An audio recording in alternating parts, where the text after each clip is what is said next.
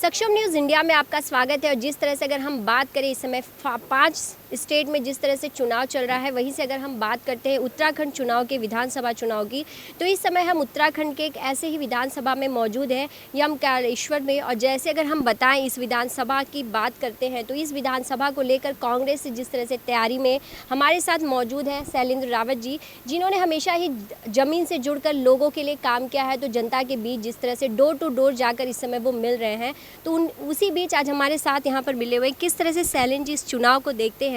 जिस तरह से 5 सालों में भी आप जनता के साथ रहे हैं, जनता के बीच रहे हैं, लेकिन अब आप जनता के बीच जा रहे हैं, तो किस तरह से उनकी समस्याओं को समझ रहे हैं और क्या लगता है उनकी समस्याओं को दूर करने के लिए इन जनता का प्यार आपको इस बार मिलेगा? बिल्कुल निश्चित रूप से जनता ने बहुत आशा अपेक्षा के साथ डबल इंजन की सरकार बनाई और प्रचंड बहुमत की सरकार बनाई कि ये सरकार स्थिरतापूर्वक चले। लेकिन भारतीय जनता पार्टी ने जो है समय समय पर इन 5 सालों में 3 मुख्यमंत्री बदल दिए। उसका कारण ये हुआ कि जनता को जो विकास मिलना चाहिए था वो विकास कोसों दूर चला गया, क्योंकि एक मुख्यमंत्री को बदलने के लिए उसको सारा चाक चौबंद करने के लिए नया मुख्यमंत्री आएगा तो उसको 6 महीने सारे ढांचे को समझने में लगेगा। तो 6 या 18 महीने तो सरकार ने जो है जनता के बेकार कर दिए। उल्टा विकास तो ये विधानसभा राजधानी के नज़दीक है और विकास नाम की चीज़ तो बहुत कोसों दूर है। इस विधानसभा में सारा इतना बड़ा संसाधन है। यहाँ आप अगर देखेंगे कि रोजगार, स्वरोजगार, दुनिया भर का यहाँ संसाधन है, लेकिन उसको दोहन नहीं कर पाए, उसका उपयोग नहीं कर पाई सरकारें। और 20 साल से भारतीय जनता पार्टी के विधायक रहे यहाँ, बताए ना एक भी काम हुआ?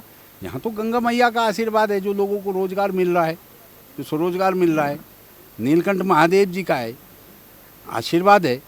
इसके अलावा कोई विकास नहीं है। जो मूल जो हमारी जहाँ से हमारी उन्नति होनी है, जो बुनियाद है मकान की, वो ध्वस्त हो रखी है इस विधानसभा में। शिक्षा ध्वस्त, तकनीकी शिक्षा ध्वस्त, एक भी सरकारी संस्थान नहीं है। लोगों के लिए होटल मैनेजमेंट, हाल तीसरा नौजवान जो है होटल में रोजगार उपलब्ध करने के लिए जो है दिल्ली, बम्बई, पंजाब, हरियाणा जाता है। यहाँ एक होटल मैनेजमेंट का संस्थान नहीं है। ITI, पॉलिटेक्निक बंद पड़े हैं, कहीं खुले हैं तो उनमें विषय नहीं है, ट्रेड नहीं है। ट्रेड नहीं है तो फैकल्टी कहाँ से होंगी? फैकल्टी नहीं होंगी तो पढ़ाई कहाँ से होगी? कहाँ से अच्छी लिमिटेड फैक्ट्रियों में बच्चों को रोजगार मिलेगा? तो ये सारी चीज़ें, और पर्यटन तो बहुत बड़ा खजाना है इस विधानसभा में। अगर ये पर्यटन के माध्यम से, मैं कह सकता हूँ बड़े आत्मविश्वास के साथ, कि अगर यहाँ भारतीय जनता पार्टी के विधायक कुछ थोड़ा संवेदनशील होते, यमकेश्वर विधानसभा के लिए थोड़ा गंभीर होते, थोड़ा उनके अंदर कर्मठता होती, थोड़ा अगर उनके अंदर समर्पण भाव होता, तो मैं कह रहा हूँ कि यहाँ तमाम देश विदेश का एक कोने में जो है घाटूघाट, नीलकंठ, स्वर्ग आश्रम में जो है तमाम पर्यटक आता है। इस पर्यटक को क्यों नहीं चढ़ाया गया 20 साल में? आपका सारा ढांचा खड़ा है। कोटद्वार से देखेंगे आप, यहाँ गैंडखाल तक जो है होटल निर्माण हो गया। इधर से देखेंगे आप, हरिद्वार से सारे होटल निर्माण हो गया। ढांचा तो आपके पास ऑलरेडी खड़ा है। केवल उसके लिए टूरिज्म को बढ़ावा देने के लिए उसके लिए एक्टिविटी होनी चाहिए थी। कहीं साहसिक खेल के वो होते, कहीं ट्रैकिंग रूट बनते, कहीं छोटे छोटे डैम बनते, टूरिज़्म पॉइंट बनते, कहीं जंगली जानवरों के बाड़े बनते। हिरन का आज लच्छीवाला में डियर पार्क भी है, तो लाखों वो जाते हैं देखने, सैलानी तो शैलेंद्र जी, रोजगार भी यहाँ पर बहुत बड़ी समस्या है। जिस तरह से लोग यहाँ बेरोजगार हैं, तो रोजगार के लिए किस तरह से आपकी कोशिश होगी कि अगर आप यहाँ पर चुनकर आते हैं, लोगों का प्यार मिलता है, वोटों में तब्दील होता है, तो आपकी इस समस्याओं को दूर करने की किस तरह से आप प्रॉमिस करते हैं? देखिए, हम सब चीज़ समझा रहे हैं, जनता के बीच में जाके समझा रहे हैं कि ये होना चाहिए था और ये नहीं हुआ, और ये हमारा मुख्य एजेंडा है। हम पहले दिन से सरकार बनने से, हमारी सरकार बना रही है जनता, क्योंकि समर्थन दे रही है, और हम अगर यहाँ की जनता के आशीर्वाद से इस विधानसभा का विधायक के रूप में आशीर्वाद मिलेगा, निश्चित रूप से सरकार के माध्यम से हम पहले दिन से काम करेंगे। चाहे हम एग्रीकल्चर सेक्टर को लेंगे, थोड़ा सा छोटा काम जो पशुपालन का है, जो हमारी गायें हैं, वो पुश्तैनी बाबा आदम हमारे परदादा पूर्वजों के समय से वही गाय पाल रहे हैं हम गांव के लोग, जिससे हम उसका दूध के माध्यम से चाय पीते हैं, दूध पीते हैं, तमाम उससे अपने बच्चों को भी पिलाते हैं। वो गाय की अच्छी नस्ल की प्रजाति कहाँ है, उस वहाँ से उठाऊंगा इस विधानसभा को और पर्यटन तक ले जाऊंगा, शिक्षा तक ले जाऊंगा, तकनीकी शिक्षा तक ले जाऊंगा। मुझे अनुभव लेने की आवश्यकता नहीं है। मैं 5 साल मैदान का विधायक रहा हूँ, मुझे धरती के नीचे से भी अनुभव है कि किस पौधे के नीचे क्या लगा हुआ है, कौन सा कीड़ा लगा हुआ है। और मैं समझता हूँ कि यहाँ पे जितने भी पौधे हैं उनकी जड़ों में भारतीय जनता पार्टी का कीड़ा है, इसलिए वो पौधा फलीभूत नहीं हो पाया। उस पौधे को ठीक से रोपित करेंगे दोबारा से, और यमकेश्वर के नौजवानों को रोजगार देंगे, यमकेश्वर के जनता को स्वास्थ्य की सेवाएं देंगे मजबूत।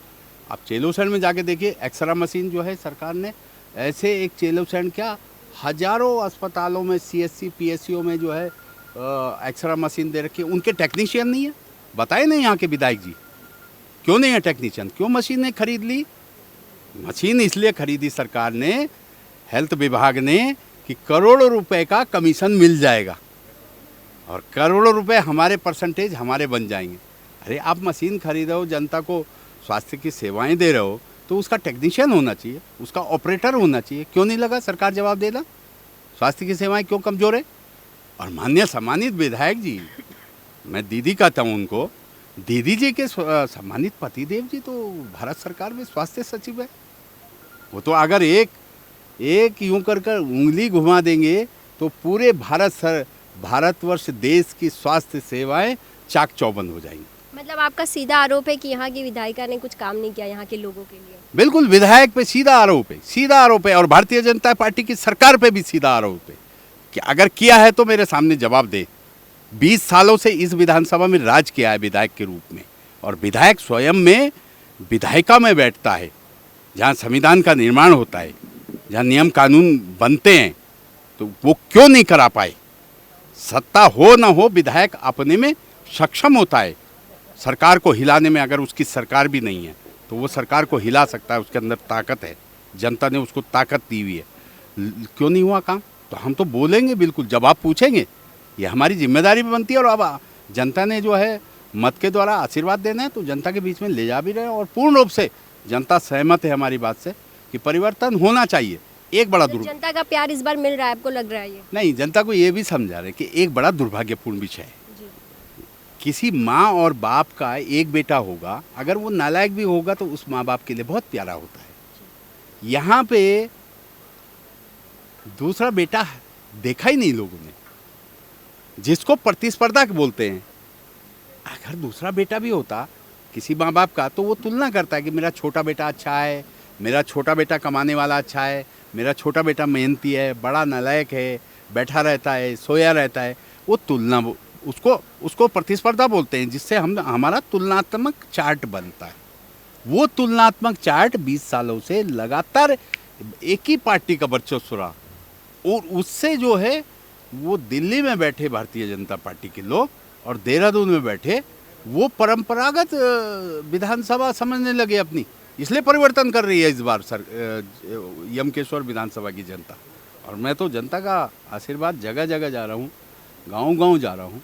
जनता पूरी तरीके से सहमत है कि भारतीय जनता पार्टी की सरकार को उखाड़ना है। बेरोजगारी, जो सरकारी पद रिक्त हैं वो नहीं भर पाए, महंगाई, जो सरसों के तेल की शीशी 60 रुपये में मिलती थी 5 साल पहले, आज वो 200 रुपये छू रही है। गैस का सिलेंडर जो 400 रुपये में मिलता था, आज वो 1000 से पार होने वाला है, सरिया 7000 में जाने वाला है। तो महंगाई चरम पे है। हिमाचल ने इसका बहुत बड़ा उदाहरण दे दिया कि बाई इलेक्शन में भारतीय जनता पार्टी की सरकार को ऐसा चांटा लगाया कि दिल्ली में जाकर पीड़ा हो गई उनको। दूसरे दिन और तीसरे दिन जो है 10 रुपये डीजल में कम हो गया, 5 रुपये पेट्रोल में कम हो गया, है ना। तो जनता पूरी तरीके से मन बना चुकी है कि बेरोजगार विहीन सरकार, रोजगार के संसाधन नहीं दिए, स्वरोजगार के संसाधन नहीं दिए, महंगाई से लोगों को पूरी तरीके से इन्होंने प्रताड़ित किया। विकास के नाम पे कुछ नहीं है। ये सारी चीज़ें जनता के मन और मस्तिष्क में घुस गई हैं और निश्चित रूप से ये कांग्रेस की सीट होने जा रही है।